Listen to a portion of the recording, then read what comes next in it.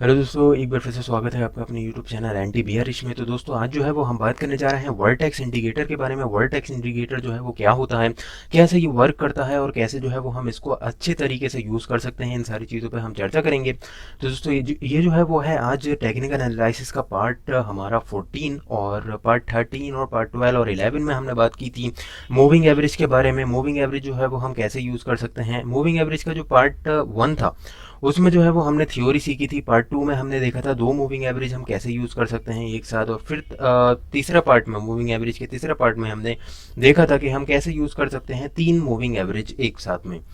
तो दोस्तों आज जो है वो हम बात करेंगे वर्टेक्स इंडिकेटर के बारे में। आज जो है वो टेक्निकल एनालिसिस का पार्ट 14 है। तो शुरू करने से पहले अगर आपने चैनल को सब्सक्राइब नहीं किया है तो ऐसे इन्फॉर्मेटिव और नॉलेजेबल वीडियोस देखने के लिए चैनल को ज़रूर सब्सक्राइब कर लें और बेल का आइकन ज़रूर प्रेस कर दें, ताकि ऐसी इन्फॉर्मेटिव जो भी हमारी वीडियो जो है वो लॉन्च होती है, रिलीज़ होती है, तो आप तक जो है वो नोटिफिकेशन इसमें पहुंच जाए।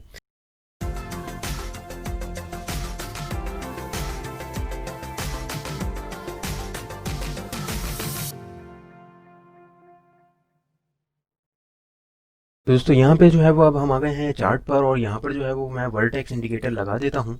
तो यहाँ पर जो है वो आप देख सकते हैं ये वर्टेक्स इंडिकेटर है पूरा, और ये जो चार्ट है ये है महिंद्रा एंड महिंद्रा का। और यहाँ पर जो है वो हम यहाँ पर पहले कॉन्सेप्ट समझते हैं कैसे जो है ये वर्टेक्स इंडिकेटर काम करता है।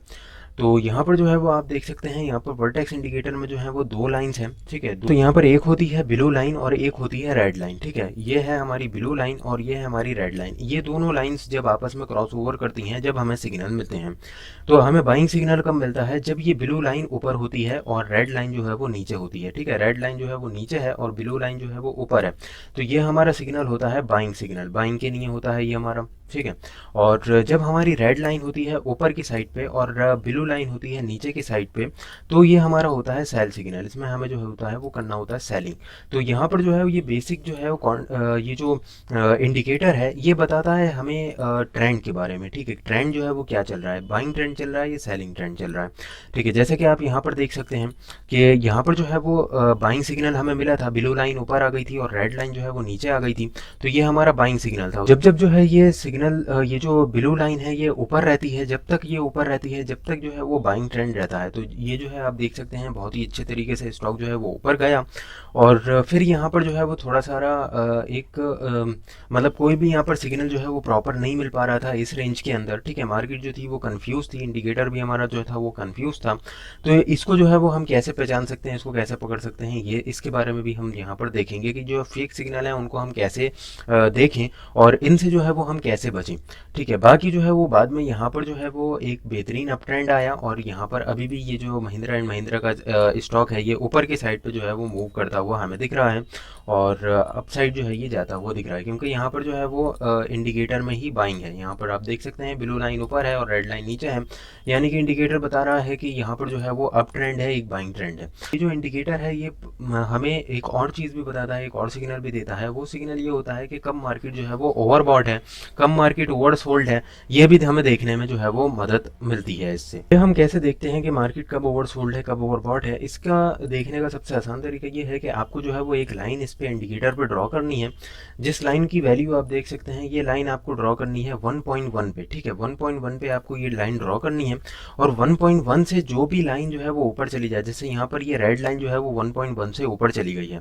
तो रेड लाइन 1.1 से जब ऊपर चली गई है ये ऊपर की साइड पे, तो इसका मतलब ये है कि मार्केट जो है वो अब ओवर सोल्ड हो चुकी है, ठीक है। मार्केट में बहुत ज़्यादा सेलिंग प्रेशर हो चुका है, और कभी भी जो है वो मार्केट रिवर्स दे सकती है, कभी भी मार्केट जो है वो बाइंग पोजीशन में आ सकती है, ठीक है, अप मूव में आ सकती है। तो यहाँ पर जो है वो इसने जो है वो ओवर सोल्ड का कब दिया सिग्नल, यहाँ पर इस लाइन पर दिया, ठीक है। उसके बाद भी मार्केट जो है वो बहुत ज़्यादा नीचे गिरी, स्टॉक जो था वो बहुत ज़्यादा नीचे गिरा, ठीक है। और यहाँ पर जो है वो हम इसको कैसे पहचानें और कैसे हम एग्जिट करें, इसके बारे में हम बात करेंगे, ठीक है। तो उससे पहले हम जान लेते हैं यहाँ पर कि पहले हम देख लेते हैं यहाँ पर ये जो सिग्नल होते हैं, ये जो फेक सिग्नल होते हैं, इनसे हम कैसे बच सकते हैं। तो यहाँ पर इसके लिए आपको देखिए एक बहुत ही सिंपल सी एक ट्रिक रहती है जिसको हम कहते हैं प्राइस एक्शन, ठीक है। और प्राइस एक्शन से आप जो है वो पता लगा सकते हैं कि कैसे जो है वो हमें ट्रेड करना है। मान लिया आप यहाँ पर आ गए हैं आपने ये सिग्नल देख के आपने इसमें बाइंग की, ठीक है। जब ब्लू लाइन जो है वो ऊपर आ गई और रेड लाइन जब नीचे थी, तो हमने जो है यहाँ पर बाइंग की। अब बाइंग करने के बाद हमारा जो है वो बहुत अच्छा यहाँ पर एक मूव देखने को मिला। लेकिन हमें इसमें सेलिंग कब करनी है, ठीक है, क्योंकि ये जो है ये तो बहुत ही अच्छा मूव है, ठीक है, और ऊपर तक जो है ये जा रहा है, ये मूव जो है वो ऊपर तक जा रहा है। अब इसमें हमें सेलिंग कब करनी है, हमें ये देखना होता है। तो जब तक जो है देखिए यहाँ पर एक हम ट्रेंड लाइन यहाँ पर ड्रॉ कर लेते हैं, उसकी मदद से हम देखेंगे कि यहाँ पर हमें सेलिंग कब करनी है। तो यहाँ पर मैंने जो है वो ट्रेंड लाइन ये ड्रॉ कर ली है, ठीक है। तो ये जो है वो हमारी यहाँ पर ये ट्रेंड लाइन आ गई है। अब देखिए यहाँ पर जब भी हमने जो है वो देख लिया है कि ट्रेंड जो है वो अपसाइड है, इंडिकेटर की मदद से हमने देख लिया कि ट्रेंड जो है वो अपसाइड ट्रेंड है इसका, स्टॉक का। यहाँ पर जो है वो हमने जो है वो एक ट्रेंड लाइन ड्रॉ कर ली। अब जब ये ट्रेंड लाइन का स्टॉक ब्रेक कर देगा, तब हमें जो है वो इसमें सेलिंग करनी है, इसके अलावा हमें कोई भी इसमें सेलिंग नहीं करनी है। तो जैसे जैसे स्टॉक जो है वो ऊपर चलाता रहेगा, हम अपना स्टॉप लॉस जो है वो ऊपर बढ़ाते रहेंगे, ठीक है। स्टॉक और ऊपर गया और हमने स्टॉप लॉस अपना बढ़ा दिए, ठीक है। और यहाँ पर जो है वो जैसे ही हमारा ये जो ट्रेंड लाइन का ब्रेकआउट आया, तो यहाँ पर आप देख सकते हैं कि ये जो इंडिकेटर है ये भी सेलिंग सिग्नल यहाँ पर देने लगा और बहुत ज़्यादा कंफ्यूज हो गया ये। तो यहाँ पर जो है वो हमें जो है सॉरी एग्जिट जो है वो कब करना है, हमें एग्जिट यहाँ पर जब करना है जब ये जो ट्रेंड लाइन है, ठीक है, ये यहाँ से ब्रेक हो। ये ट्रेंड लाइन ब्रेक हुई, दूसरे बार जो है वो दूसरे दिन, क्योंकि ये डेली चार्ट है, तो दूसरे दिन जो है वो जो भी कैंडल्स थी ये ऊपर जाने लगी, ठीक है। तो यहाँ पर जो है वो उसके बाद ये रीटेस्ट करके इस पूरी लाइन को, ट्रेंड लाइन को रीटेस्ट करके दोबारा स्टॉक आने लगा, यानी कि हमें जो है वो पक्का पता चल गया कि अब जो है वो ट्रेंड चेंज हो सकता है। तो हमने यहाँ पर अपना जो है वो एग्जिट कर दिया, पूरी जो हमारी पोजीशन थी वो हमने यहाँ पर क्लोज कर दी, ठीक है। और इस हिसाब से आप जो है वो पोजीशन क्लोज कर सकते हैं। लेकिन यहाँ पर जो है वो अभी बात ये चल रही है कि ये जो फेक सिग्नल्स हैं मार्केट के, जो यहाँ पर ना तो स्टॉक समझ पा रहा है कि इसको कहाँ जाना है, ना ही इंडिकेटर बता पा रहा है कि स्टॉक कहाँ जा सकता है। तो ये जो है वो ये कोई भी ट्रेंड नहीं है यहाँ पर, ये बिल्कुल पूरा फेक सिग्नल यहाँ पर मिल रहा है। तो इनको जो है वो हम कैसे पकड़ें? तो देखिए इसके लिए आपको कुछ रेंज बनाना होती है, फिर से हमें जो है वो प्राइस एक्शन का यूज़ करना होगा इसमें, ठीक है। यहाँ पर जो है वो हम रेंज बना लेंगे। रेंज कैसे बनाएंगे?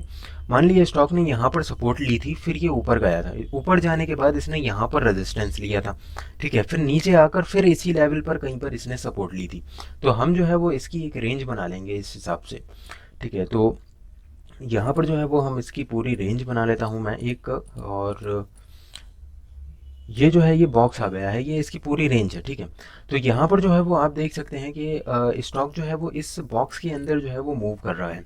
तो जब तक ये इस बॉक्स के अंदर मूव करता रहेगा, हमें कोई ट्रेड नहीं लेना है। इसने यहाँ पर नीचे की साइड पे क्लोजिंग दी, ठीक है, और यहाँ पर हमारा सेलिंग प्रेशर भी था। लेकिन हमेशा मैं क्या बात कहता हूँ कि हमें जो है वो थोड़ा वेट करना है, और सस्टेन करता है स्टॉक या नहीं करता है इस चीज़ को, वो हमें देखना है। तो स्टॉक ने यहाँ पर बिल्कुल सस्टेन नहीं किया, सिर्फ नीचे क्लोजिंग दी, लेकिन दूसरी कैंडल ग्रीन बन गई। इसका मतलब ये था कि यहाँ पर जो है वो दोबारा से कुछ अपसाइड मूव आ सकता है। तो यहाँ पर भी हमें जो है वो कोई एंट्री या एग्जिट जो है वो नहीं करना होता है। यहाँ पर जो है वो एक आप देख सकते हैं बहुत ही बड़ी कैंडल बनी, ग्रीन कैंडल बनी यहाँ पर। लेकिन इस ग्रीन कैंडल के बनने के बाद, ग्रीन कैंडल देखिए, रेड कैंडल तो यहाँ पर भी बनी थी, लेकिन यहाँ पर हमें कंफर्मेशन थोड़ी मिली थी। तो यहाँ पर हमें कंफर्मेशन कैसे मिली? सबसे पहली बात, यहाँ पर इंडिकेटर जो था वो ओवरबॉट जोन में चला गया, ठीक है, यानी कि बहुत ही ज़्यादा बड़ा जो है वो प्रेशर इसमें देखने को मिल रहा है। दूसरी चीज़ हमें क्या देखने को मिली? दूसरे दिन जो है ये कैंडल दोबारा ग्रीन बनी।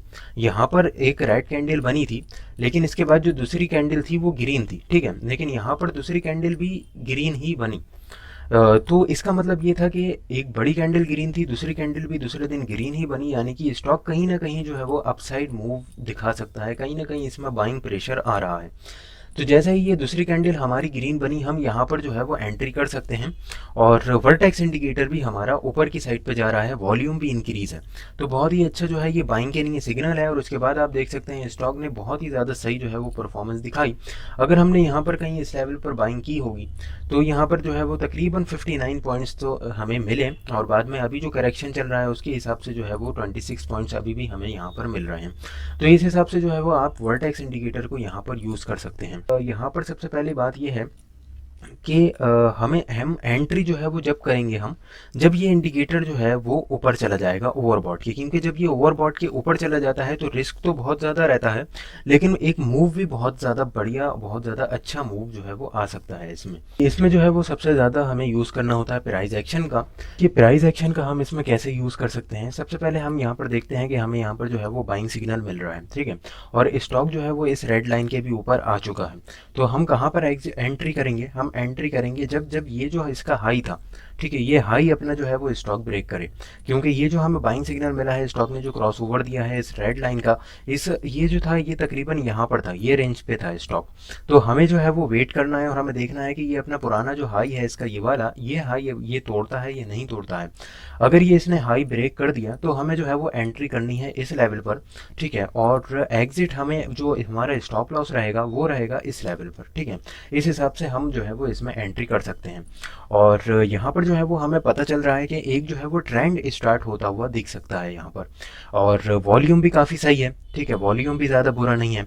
और दूसरी चीज़ ये है कि स्टॉक जो है वो, ये जो इंडिकेटर है, ये दोबारा जो है वो ऊपर आया और इसने इस लाइन को ब्रेक किया, यानी कि कहीं ना कहीं जो है वो बायर्स इसमें एग्रेसिव हैं और बायर्स जो है वो इसको ऊपर लेके जाने की कोशिश कर रहे हैं। उसके बाद आप देख सकते हैं कि एक बहुत ही ज़्यादा सही मूव इसमें आता हुआ दिखा। इस थ्योरी के साथ जो है वो आप इस पर वर्क कर सकते हैं। और भी हम एग्जाम्पल देखते हैं और दूसरे स्टॉक्स पर हम चलते हैं, दूसरे चार्ट्स पर हम चलते हैं और देखते हैं वहाँ जो है वो इंडिकेटर कैसे जो है वो वर्क कर रहा है।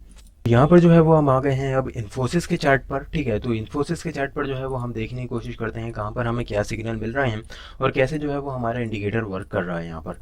तो यहाँ पर जो है वो आप देख सकते हैं कि यहाँ पर एक बहुत ही बड़ा फॉल आया था, ठीक है, जो हमारा मार्च का फॉल था, मार्केट में जो क्रैश हुई थी कोरोना वायरस की वजह से। तो उस फॉल के बाद जो है यहाँ पर बहुत ही ज़्यादा सही इसमें सेलिंग प्रेशर मिल रहा था, सेलिंग सिग्नल हमें देखने को मिल रहा था। और इंडिकेटर ने हमें पहले ही बता दिया था, तकरीबन 27 फरवरी को इंडिकेटर जो है वो बियरिश ट्रेंड बता रहा था कि अब जो है वो मार्केट, ये जो इंडिकेटर है ये गिर सकता है। लेकिन यहाँ पर जो है वो बड़ा फॉल आने के बाद हमें जो है वो रिकवरी कब दिखी, रिकवरी हमें इंडिकेटर ने बताई 7 अप्रैल को, ठीक है। तो यहाँ पर जो है वो आप देख सकते हैं रिकवरी के बाद अगर हम प्राइस एक्शन का थोड़ा सारा यूज़ करें तो यहाँ पर जो है वो एक ट्रेंड लाइन कुछ ऐसे बन रही थी, ठीक है, और एक जो था ये एक ट्रायंगल पैटर्न बन रहा था। और इसके बाद जो है वो आप देख सकते हैं कि एक ब्रेकआउट आया, अपसाइड एक ब्रेकआउट आया, और ये ब्रेकआउट जब आया तो इंडिकेटर जो था वो थोड़ा कंफ्यूज था। तो हमें यहाँ पर भी कोई एंट्री नहीं करनी है, अभी हमें सिर्फ वेट करना है, देखना है थोड़ा क्या रहता है हिसाब। तो यहाँ पे जो है वो थोड़ा सारा करेक्शन आया, इसने लास्ट की इसकी तरह थोड़ा सा रिएक्ट किया, उसके बाद एक बहुत ही अच्छा जो है वो अप मूव हमें देखने को मिला। और इस स्टॉक जो है वो भी, ये जो इंडिकेटर था ये भी ऊपर की साइड पे था, ठीक है, लेकिन यहाँ पर जो है वो इस इंडिकेटर जो था कहीं ना कहीं, ये जो स्टॉक था ये कहीं ना कहीं जो था वो थोड़ा कंफ्यूज था, थोड़ा मतलब एक अच्छा जो है वो मूवमेंट नहीं दिखा पा रहा था। तो हम यहाँ पर अभी थोड़ा वेट करते रहे, जैसे ही हमारा इस लेवल पर आप देख सकते हैं कि इंडिकेटर जो है वो ओवरबॉट जोन में आया और स्टॉक जो था वो भी तकरीबन इस रेंज पे था हमारा, कि ये जो था ये पिछले जो हाई था उसका जो है वो ब्रेकआउट करने की सोच रहा था। जो है ये क्लियर कर दिया है जो भी इसमें ड्राइंग थी। तो आप देख सकते हैं कि ये जो हाई था इसका, पुराना जो हाई था, ठीक है, इसको ब्रेक करने के हमें जो है वो देखना था, इसको कब स्टॉक जो है वो ब्रेक करता है।